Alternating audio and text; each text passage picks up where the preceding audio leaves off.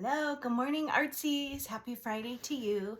I'm here in my studio at my house and I want to show you a couple of my pieces and the projects that I'm working on that are completed. So I promised a couple people I would make a video. So the first one I want to do is show you the dogwood tray. So this piece is hand built.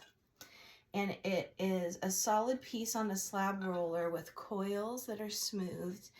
And the coiling is probably the most basic, like if you were to take a pottery class, that they would show you. I love it because I like a handmade aesthetic. So I did this tray as a trial piece to try out the new glazes, as clearly I'm a painter. I just finished a dogwood painting and I'm like that. I tend to get in a vein and do more of the same thing.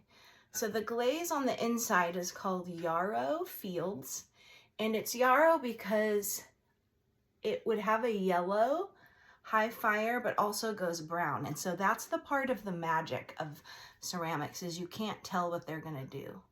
These hand formed flowers are exquisite. They're totally my jam. And so they were wiped off some of that yarrow. I dunked the whole thing and then I painted on the white. And I wanted this effect, which is the shading. And when you look at it from the underside, it's also beautifully finished. So this to me reminds me of things I saw in Italy when I went to Florence. It is definitely my aesthetic. Dogwoods are very Pacific Northwest.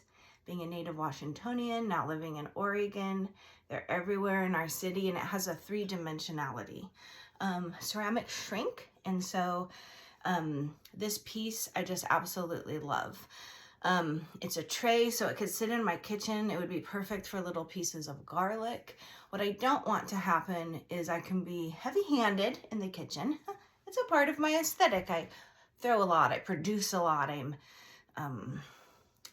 I approach things in a very way. Like I just did this sitting down in an hour. And it has that feel to that whimsy. So that's the tray. I think it would look good with some of my garlic cloves just set in it in my kitchen. Looks beautiful with the countertops I have. So that's it. I will probably start some type of a shop. I'd like to, I will, or maybe Etsy, I haven't decided yet. So I can sell my items. So if someone's interested in that, I hate to part with things, but I need to part with things. It's a part of what I do. So I can lean into that. So the next advanced stage is the hand building part. To do a series, I need to land on particular glazes. And the glazes and the method is what would give the artistry a uniformity. And so that was an experiment. This piece was an experiment with the glazes. There is a little black in the center and how that's gonna fire. This white at a cone 10 has a slight blue to it. I wanted a slight yellow, but this piece is gorgeous, absolutely gorgeous. Next part. Okay, this piece was the Torn Edges vase. I showed pictures of it. And so there's a slab rolled bottom and you can see a crack here. One of my things that can happen with my ceramics is I do thin bottoms, whoopsie, and I can do that. It's because I pressed. However, because this piece was either going to be a vase or a planter, it decided it's going to be a planter because of the very, very small crack. You can't even see it. It'll lend itself perfectly for one of my, there's a visual on it, and that's the glaze, one of my maple seedlings. So each layer was rolled on the slab roller into a rectangle about this big, and then torn, and the torn pieces were wrapped around a paper cylinder and put together. So this is my first piece on Torn Edges. Everybody loved it in the studio. It has a great hand, it's nice and heavy, and it's gonna be stunning. Perfect for houseplants, And so that usefulness of the pottery, I wouldn't want it to just sit there. This is a wow. So the same glaze, this on the tile, that's what's tricky again, is the glazing in ceramics was white with a little brown and a little gray blue. And when it went into the fire, it's almost all brown and blue with highlights of white. Stunning. Just absolutely love this piece. It's probably a gallon, the volume of it. So I didn't name this one, but some of my maple seedlings are going in there. Okay, next part. My fabric. These are the strips that are folded over and ironed for the weaving project that I'm going to do, taking a class that can be a wall hanging. So you take the width of the fabric and you cut 2-inch strips like this, and then you fold it over on itself and iron it, and you get this beautiful 1-inch strip. And so I have 5 more to do. That's part of what I'm doing this weekend. That's the first one that I finished. I wanted to gauge how long does it take for me to prep for this class. So that is tedious. So this fabric and this fabric, pretty, right? This green and this other floral are going to go into, and then this, let's see, 1, 2, 3, 4, 5, 6. So all of these pieces will be woven. It will have interfacing, and then I'll sew it down. So I can sew, like I love everything artsy and craftsy. The women in my family are very skilled. I learned a lot as a kid. It comes natural to me. I have a natural dexterity with my hands. Like there's a sensitivity to that. And so I enjoy the painting, the moving, the manipulating. And so I was born to be an artist. There's nothing new about that. But everything has a skill to that. And what I've found is that doing so many different forms is they cross over. So if you challenge yourself in things you don't like, then it also affects other things. And so this piece is really, really pretty. And I'm going to show you one more thing before I go. Let me show you. Where did I put it? In my armoire. Okay. So I have,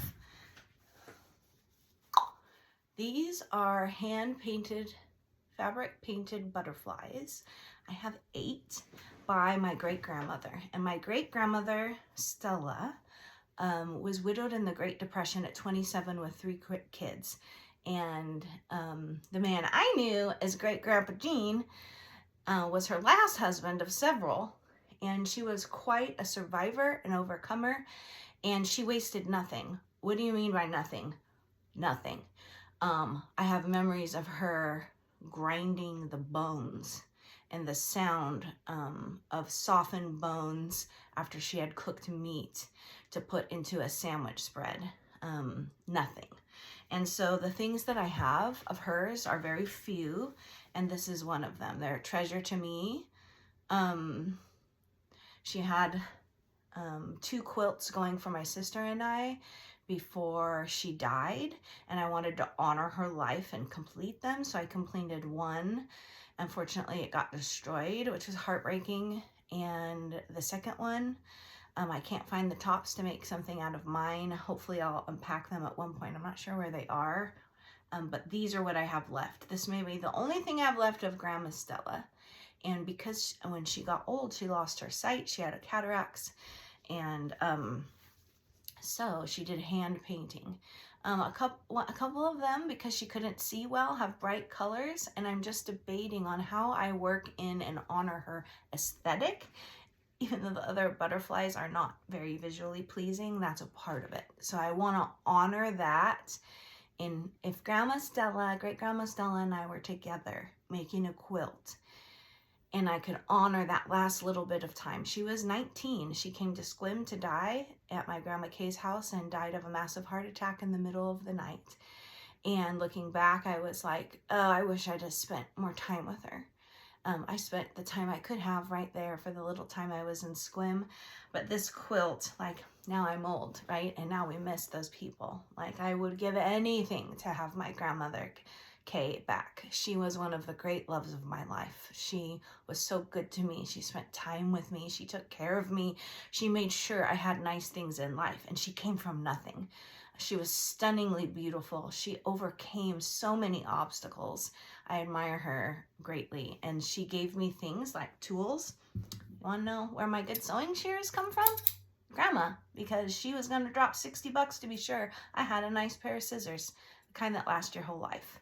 And so I just really, really treasure her, and she's an important part. Well, the art is how that comes out. So these are treasures to me, and I have 8. So we'll see what happens in that design.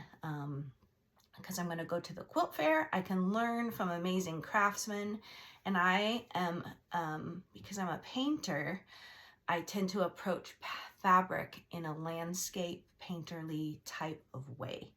And that could be very beautiful to incorporate the butterflies. All right, so that's a little bit from my studio. Happy Friday, stay safe, and thank you for looking at me and my projects. I can't wait to go live and do some more tutorials, but thank you for all the support. This has been super fun getting the YouTube channel to start. I have so many other things to show you, but that's it for today, and I'm gonna go find some dirt and put my little maple babies. I have 4 maple seedlings, and so I am going to experiment which containers I could have a bonsai maple in. I think that could be just gorgeous.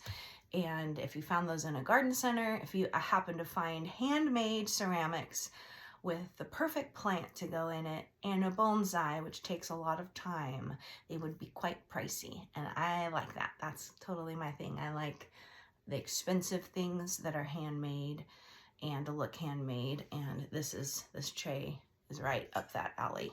So this could clearly be in a shop. It has function, it has beauty, and it has a clear artistry to it. So we'll see if I lean into that any harder. Have a great day. Talk to you soon.